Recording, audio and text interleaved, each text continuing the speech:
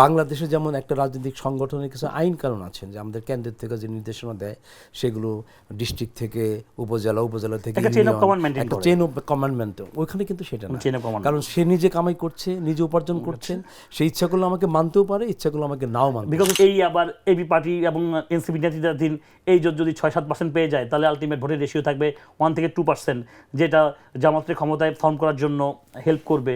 এখন যারা রাজনীতি করতে চাচ্ছে আওয়ামী লীগ বাদে, জামাত এবং জামাতের কিছু লোক রাজনৈতিক দল, ৭১কে তারা মানলে তাদের দিয়ে দেশে আর রাজনীতি করার কোনো অধিকার থাকে না।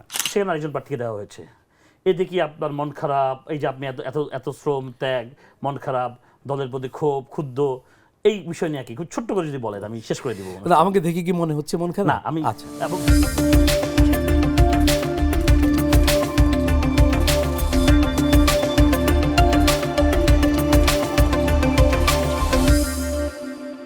আসসালামু আলাইকুম। 18তম এপিসোড প্যাট্রিয়ট লেন্স। এই সপ্তাহে আমি রায়হান আবারও আপনাদের সামনে হাঁটি হাঁটি পাপা করে প্যাট্রিয়ট লেন্স এগিয়ে যাচ্ছে। প্যাট্রিয়ট লেন্স কথা বলে বাংলার মানুষের, প্যাট্রিয়ট লেন্স কথা বলে অপরাজনীতির বিরুদ্ধে, কথা বলে জাতীয়তাবাদের পক্ষে, কথা বলে সমাজের রন্ধ্রে রন্ধ্রে দুর্নীতির বিরুদ্ধে, কথা বলে যেই কথাগুলি আপনি বলছেন না, আপনার পক্ষে আমি বলে দিচ্ছি।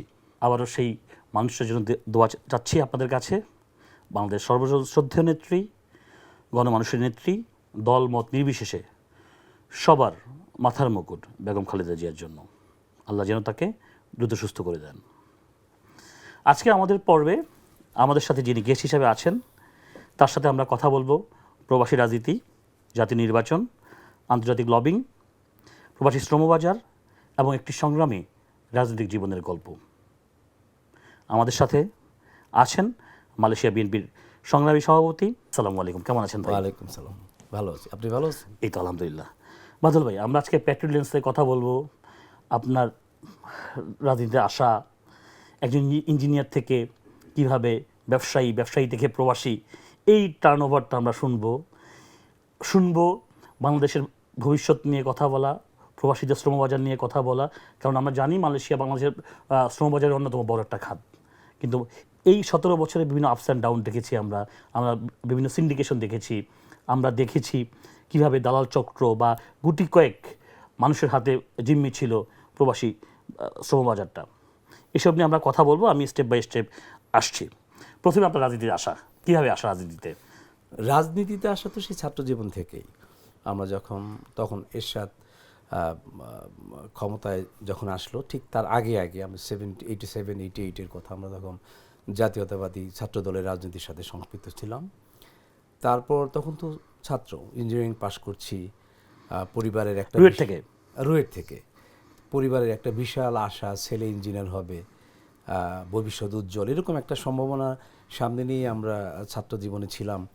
এবং আমাদের সময়ে যারা ইঞ্জিনিয়ারিং এবং মেডিকেলে পড়তেন, এটা একটা কম্পিটিশন ছিল, মানে মোস্ট ক্রিম এবং ব্রিলিয়ান্ট ছাত্ররাই আসলে বুয়েট থেকে মেডিকেল বা ইঞ্জিনিয়ারিং কলেজগুলো তখন আমাদের বলতো বিআইটি, পরবর্তীতে সেটা রুয়েট হয়েছে।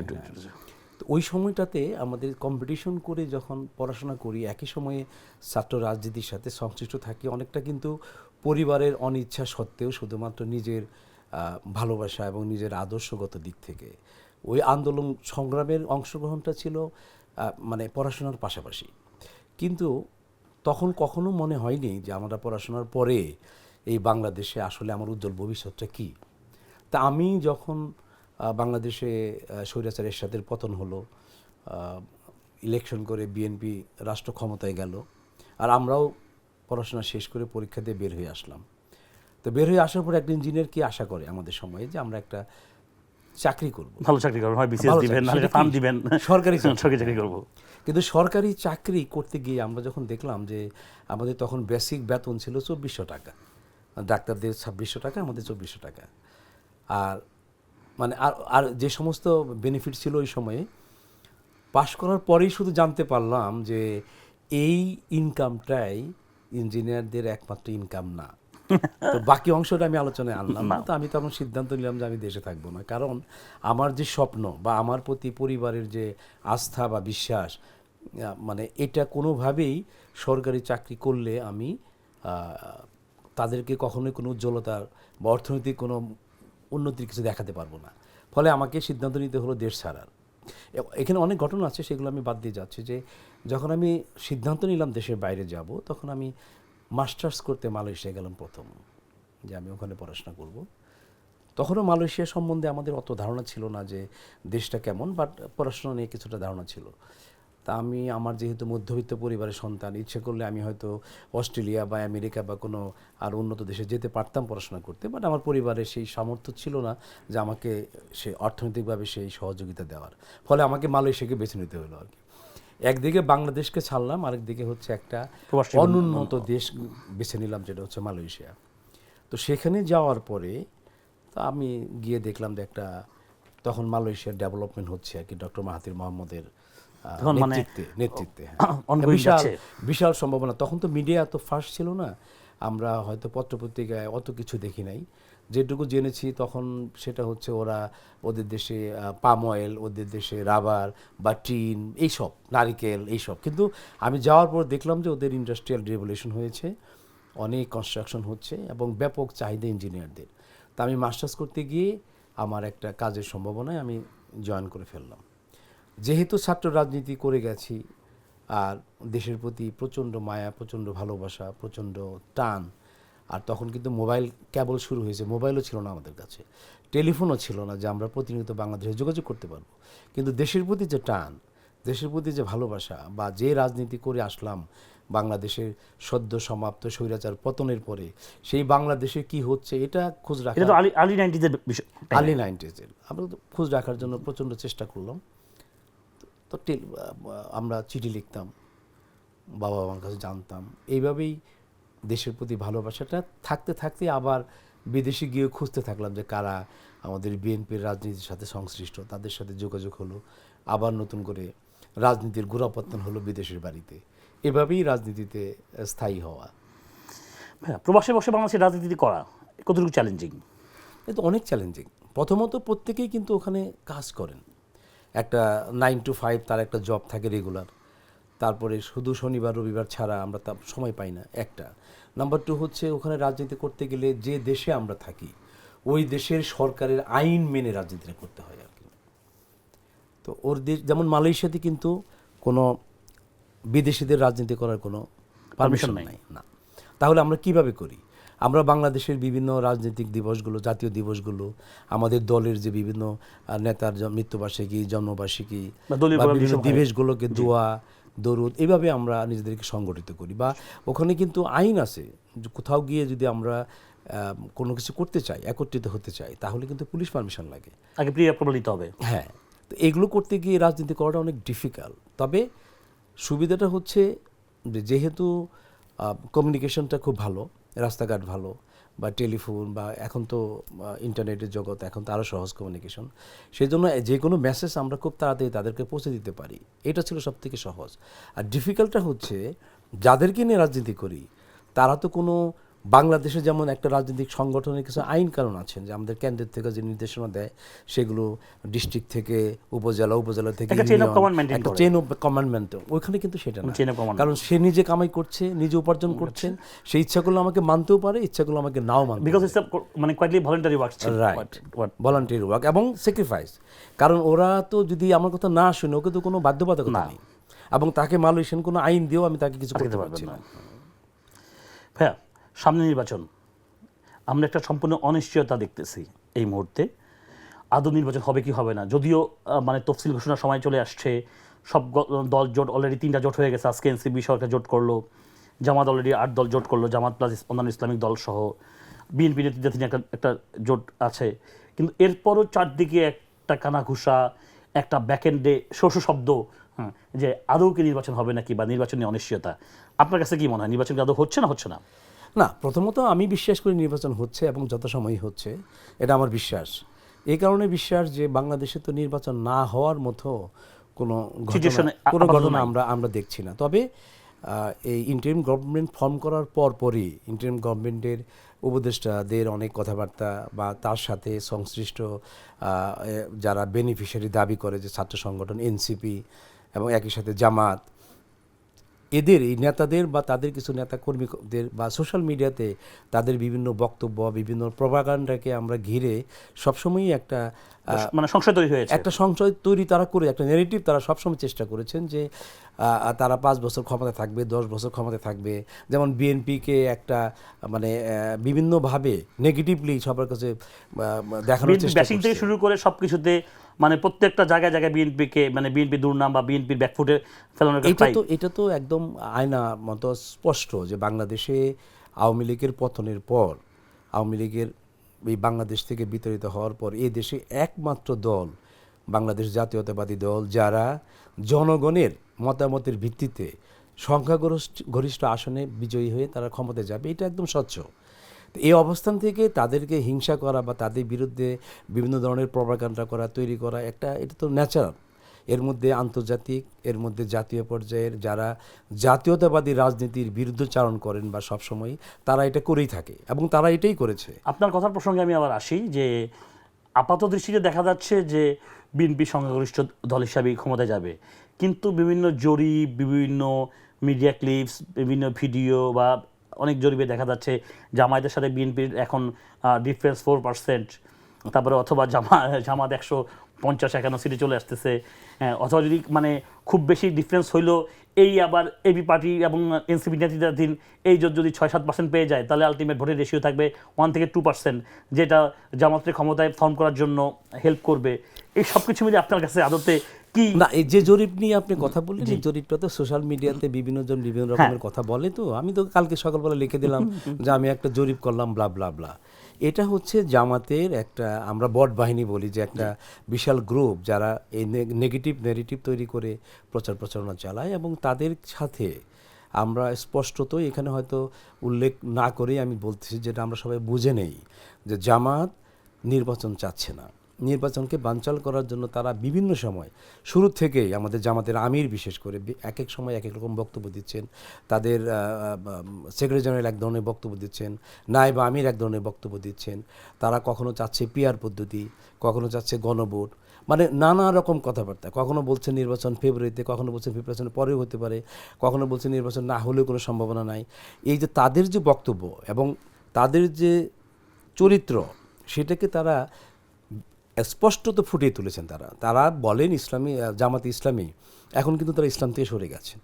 এই যে তাদের যে নেগেটিভ চরিত্রগুলো, এই নেগেটিভ চরিত্রের মধ্যে থেকে তারা নানা রকম জরিপ দিয়ে মানুষের মধ্যে এক ধরনের নেগেটিভ জনমত তৈরি করার চেষ্টা করছে বিএনপিকে নিয়ে। যেমন বিদেশে বসে আমরা পিনাকি বা আরও যারা আছেন, যার কথাবার্তা বলেন, তাদের যে বাচনভঙ্গি, শব্দ চায়ন, যে তাদের যে কথাবার্তা, মনে হচ্ছে যে বাংলাদেশে বিএনপি কোনো দলই না। এরকমই এই যে ফুয়াদ সাহেবরা, তার হয়তো 5 জন বা 7 জন মেম্বার হবে সারা বাংলাদেশে। তাদের কথাবার্তার ধরন, তারা তো বিজয় দিবসকে মানে না, স্বাধীনতাকে মানে না, 71কে মানে না। এই যে তাদের যে অসংলগ্ন কথাবার্তা, তাদের কথার মধ্যে কোনো তথ্য থাকে না, তারা শুধু বলে যাচ্ছেন সোশ্যাল মিডিয়াতে এবং বিভিন্ন মিডিয়াতে ভিউ পাওয়ার জন্যে। সেইটা কোনো একই সাথে ফুয়াদ সাহেবের কোশ্চেন আসাতে আমার একটা জিনিস মনে হলো, আমরা কেন যেন 24কে 71-এর প্রতিদ্বন্দ্বী করে ফেলতেছি, যে 24কে হাইলাইট করতে গিয়ে 71 আসলে কোনো বাংলাদেশের প্রেক্ষাপটে 71 কোনো বিষয়বস্তু না। এক, সেকেন্ডলি হচ্ছে ইদানিংকালে প্রতিদ্বন্দ্বী অনেক বড় বড় আলেম আমি রিসেন্টলি মানে মুফতি ইব্রাহিম সাহেবের বক্তব্য দেখলাম, তারেক মনোয়ার সাহেবের বক্তব্য দেখলাম, বা বড় বড় প্রতিদ্বন্দ্বী আলেমদের সাথে সাথে আমাদের দেশের এই ব্যারিস্টার সাহেবরা বা অনেকেই দেখতেছি আদৌ 71 খুব বেশি ইম্প্যাক্ট ফেলে না। এখন আর 71 বা মুক্তিযুদ্ধের বয়ান এইসব আসলে বাংলাদেশের প্রেক্ষাপটের জন্য জরুরি না, জরুরি মানে 24 পরবর্তী সময়। এই জিনিসটা আসলে আপনার কাছে কি মনে হয়, আসলে কি 71 বাংলাদেশ, মানে 71কে বাংলাদেশের সাথে বর্তমান প্রেক্ষাপটে, বাংলাদেশের ইতিহাসের জন্য 71 সবচেয়ে বড় মানে একটা ঘটনা, কিন্তু বর্তমান প্রেক্ষাপটে আসলে 71 কোনো মাইনে রাখে না? বর্তমান প্রেক্ষাপট, অতীত প্রেক্ষাপট এবং ভবিষ্যৎ প্রেক্ষাপট, যতদিন বাংলাদেশ থাকবে, যতদিন বাংলাদেশের স্বাধীনতা, সার্বভৌমত্ব থাকবে, ততদিনই 71 থাকবে। 71 হচ্ছে বাংলাদেশের জন্ম। তা আপনার জন্ম তো আপনি অস্বীকার করতে পারেন না। আপনার বড় একটা অসুখ হইতে পারে, আপনি সেই অসুখ থেকে আবার আপনি জীবন ফিরে পেতে পারেন, কিন্তু সেটা হচ্ছে আপনার জীবন রক্ষা। আমাদের পার্টির ভারপ্রাপ্ত চেয়ারম্যান জনাব তারেক রহমান তো খুব ক্যাটাগরিক্যালি বলেছেন যে 71 হচ্ছে স্বাধীনতার জন্ম বাংলাদেশের, আর 24টা হচ্ছে এই স্বাধীনতার রক্ষার বছর। অর্থাৎ এই যে দেশটাকে হাসিনা এবং তার দোসররা বাংলাদেশের স্বাধীনতা ধারণ করে ফেলেছিল কিভাবে, তারা পার্শ্ববর্তী রাষ্ট্র থেকে শুরু করে যে ফ্যাসিবাদ তারা কায়েম করেছিল বাংলাদেশে, সেখানে বাংলাদেশের স্বাধীনতা, সার্বভৌমত্ব, গণতন্ত্র কিছুই ছিল না।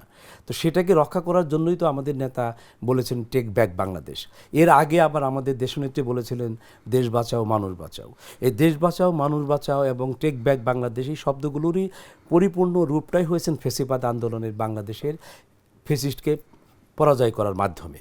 তো এটা তো হচ্ছে একটা, এই যে প্রেক্ষাপটটা হচ্ছে যে এই দেশে হাসিনাকে বিতাড়িত করে ফ্যাসিস্ট মুক্ত হয়েছে দেশটা। কিন্তু এই দেশটাকে যদি আমরা গড়তে চাই, আমাদের যে স্বাধীনতা যুদ্ধ এবং যুদ্ধের যে আমাদের যে চেতনা ছিল, সেই চেতনাটাকে সমুন্নত রাখতে হবে। আমরা এখন যে সরকারটা ইন্টারিম গভর্নমেন্টে তৈরি হয়েছে, সেটাও কিন্তু সাংবিধানিক ধারা মেনেই করা হয়েছে। সুতরাং আমার দেশের স্বাধীনতা, সার্বভৌমত্ব এবং গণতন্ত্র, এগুলো সবগুলোই কিন্তু ৭১ থেকেই তৈরি হয়েছেন। এবং আমার দলের যে মানে প্রতিষ্ঠাতা শহীদ রাষ্ট্রপতি জিয়াউর রহমান, তিনি তো স্বাধীনতার ঘোষণা দিয়েছিলেন ১৯৭১ সালে।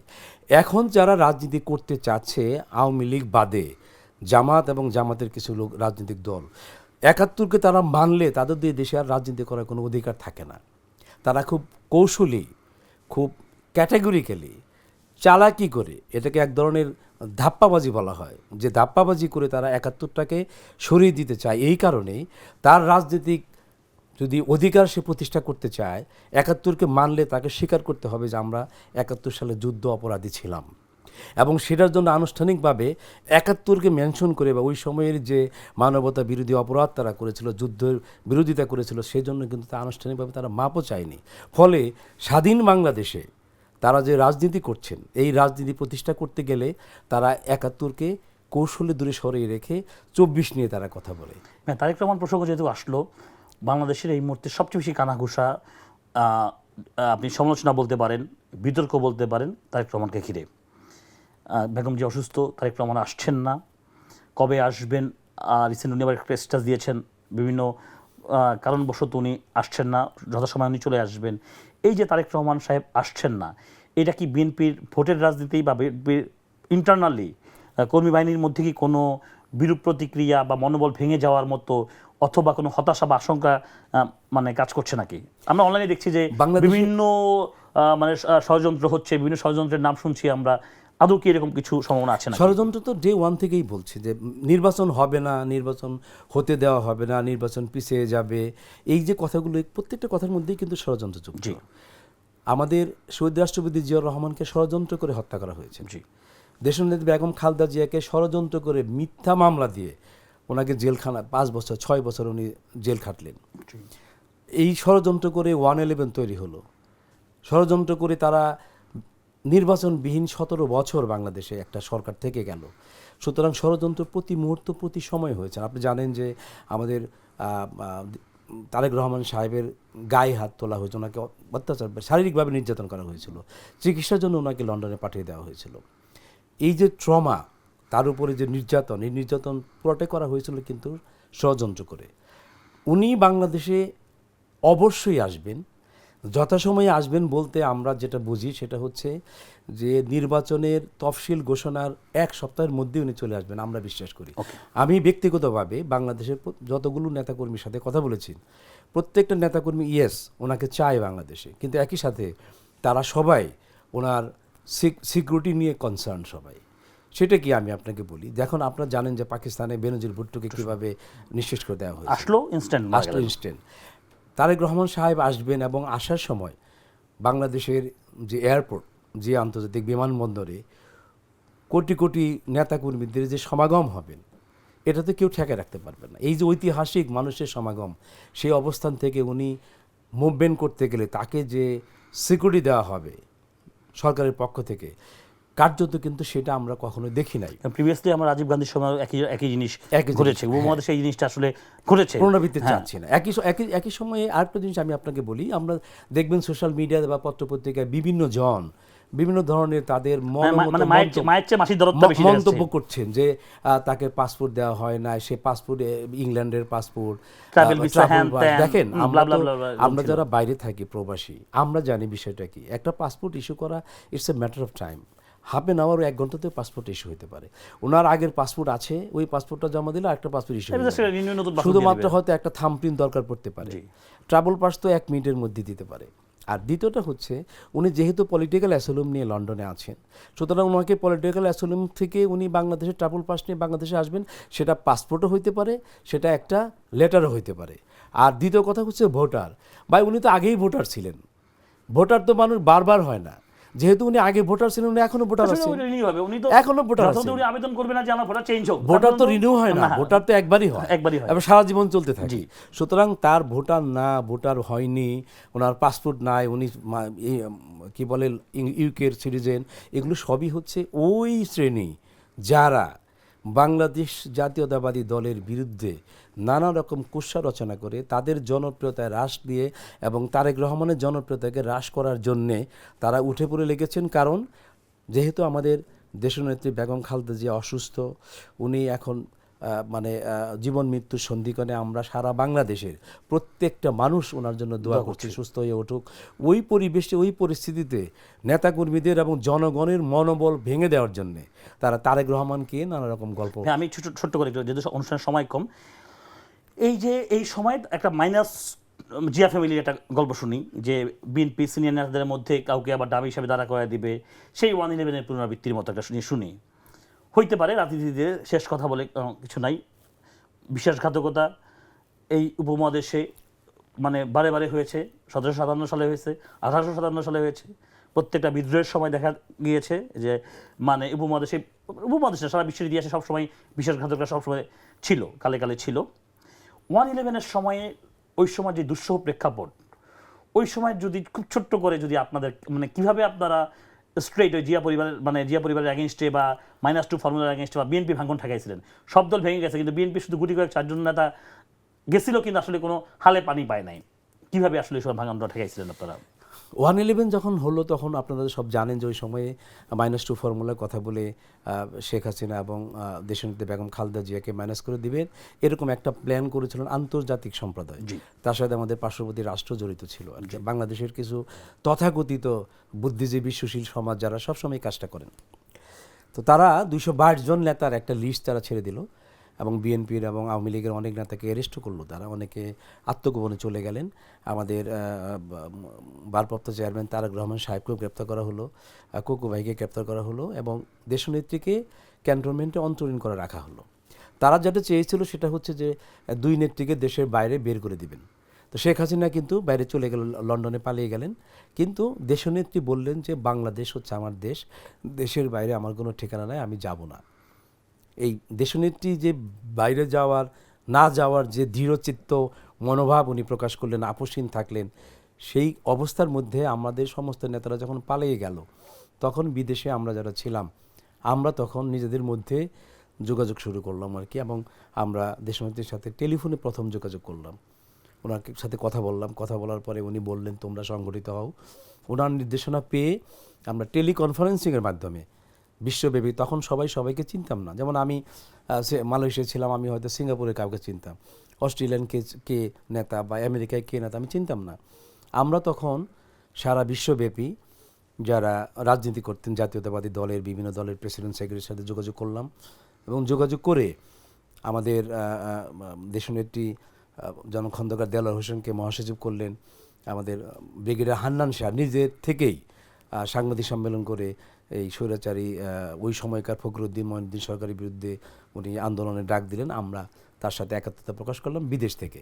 কিন্তু বাংলাদেশে তো তাকে কোনো কথা বলতে পারছে না, যেই কথা বলতে তাকে গ্রেপ্তার করছেন। নেতারা হয় ফোন বন্ধ করে রাখছেন, নাহলে পালিয়ে গেছেন। এবং অনেক নেতা পালিয়ে মালয়েশিয়া চলে আসছেন, অনেকে সিঙ্গাপুরে, অনেকে ইংল্যান্ডে বা আমেরিকা চলে গেছেন। তাদের সাথেও আমরা একটা যোগাযোগ স্থাপন করলাম। বাট কার্যত ফ্রন্টে চলে আসলাম হচ্ছে আমরা বিদেশে যারা প্রবাস রাজনীতিতে নেতৃত্বে ছিলাম তারা। একদিকে দেশনেত্রী ক্যান্টনমেন্টের বাসা থেকে আমাদের সাথে টেলিকনফারেন্স করছেন, আরেকদিকে আমরা নিজেদের সাথে টেলিকনফারেন্স করছি খন্দকার দেলোয়ার হোসেন এবং আমাদের ব্রিগেডিয়ার হান্নান শাহের সাথে যোগাযোগ রেখে। সাথে ছিলেন আমাদের রিজভী আহমেদ এবং আরও 2-1 জন আমাকে বলতে হয় যশোরের আমাদের মুক্তিযোদ্ধা দলের সোহরাব ভাই, আরও ছাত্র দলের কয়েকজন নেতা ছিল যারা আমাদের সাথে কমিউনিকেশন করতো। আমরা বিদেশের বিভিন্ন মিডিয়াতে এবং বিদেশে জাতিসংঘে, তারপরে আপনার এই বিভিন্ন কনসাসনেসটা ফুরে বিভিন্ন দূতাবাসে, ওই দেশের সরকারের সাথে, ওই দেশের মিডিয়ার সাথে, যেমন অস্ট্রেলিয়াতে গেলাম, অস্ট্রেলিয়ান পার্লামেন্টের সামনে আমরা গিয়ে ওখানে ডেমনস্ট্রেশন করেছি। লন্ডনে কনফারেন্স করেছিলাম আমরা, 38টি দেশের প্রেসিডেন্ট, সেক্রেটারি সব একত্র হয়েছিলাম লন্ডনে। মানবাধিকার সংগঠনের বিভিন্ন লোকজনদেরকে ডেকে আমরা সেখানে এই আন্দোলন সংগ্রাম গড়ে তুলেছিলাম, যেটা বাংলাদেশের নেতাকর্মীদেরকে, বিশেষ করে তৃণমূলের নেতাকর্মীদেরকে উজ্জীবিত করছে। মানে যেই ভয় সংখ্যা ছিল সেই সংখ্যা থেকে সেটা কেটে গেছেন, যে কেউ একজন কথা বলছেন আমরা বাইরে থেকে। হ্যাঁ, মালয়েশিয়া বাংলাদেশের শ্রমবাজারের অন্যতম বড় একটা প্লেস, দীর্ঘদিন বন্ধ। এই 17 বছরে একটা সিন্ডিকেশনের আন্ডারে ছিল শ্রমবাজার। এই শ্রমবাজার নিয়ে আসলে আমি কথা বলতে চাচ্ছিলাম যে এখন তো বন্ধ শ্রমবাজার, আর মালয়েশিয়া বিএনপির সভাপতি হিসাবে মেইন ভাইটাল রোলটা আসলে অ্যাকচুয়ালি যদি বাই প্রোটোকলও চিন্তা করি আপনার রোলটা প্লে করতে হয় বা প্লে করা উচিত। যদি মানে আগামীতে আপনাদের দল বিএনপি ক্ষমতায় আসে, তাহলে এই শ্রমবাজার নিয়ে আপনার চিন্তা ভাবনা কি একটু ছোট্ট করে যদি বলেন।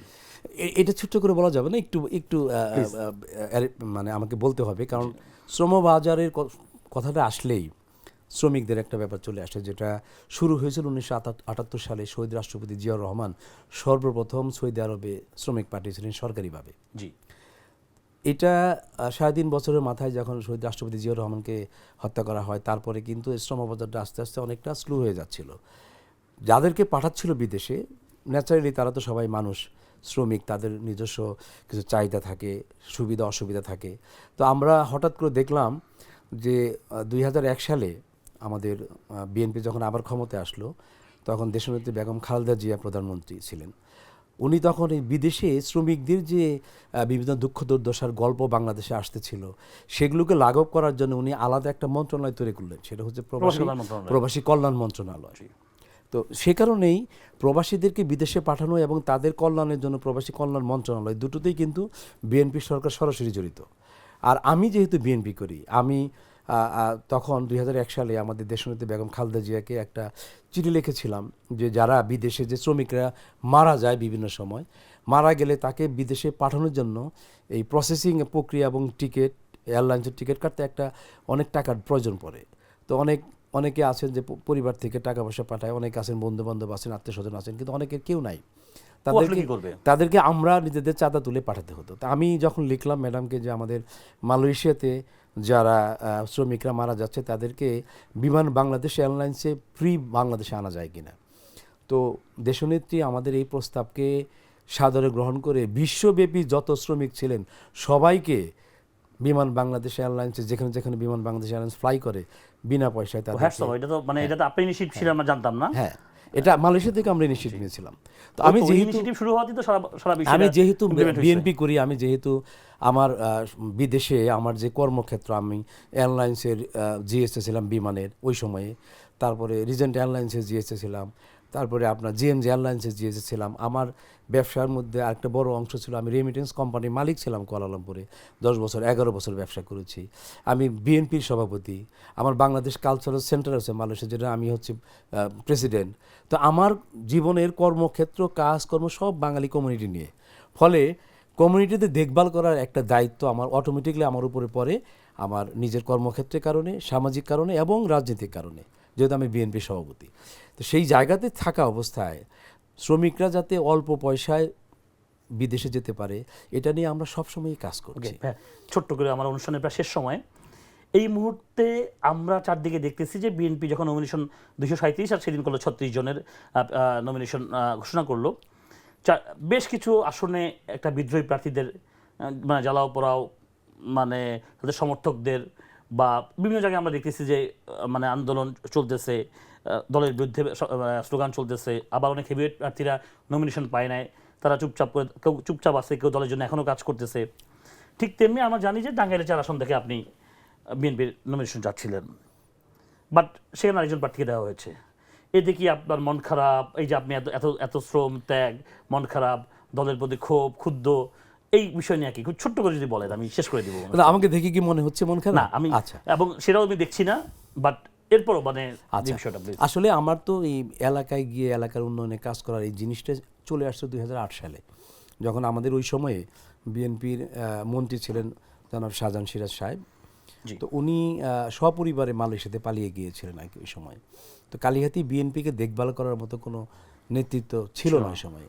আর এটা এই যে ভ্যাকুয়াম, সেই ভ্যাকুয়ামটা পূরণ করার জন্যই আমি যখন আন্দোলন করি একই সাথে কালিহাতি বিএনপিকে আমি দেখভাল করছি। আপনি তখন ফলে 2008 সালে নির্বাচনে এসে আমি নমিনেশন চেয়েছিলাম।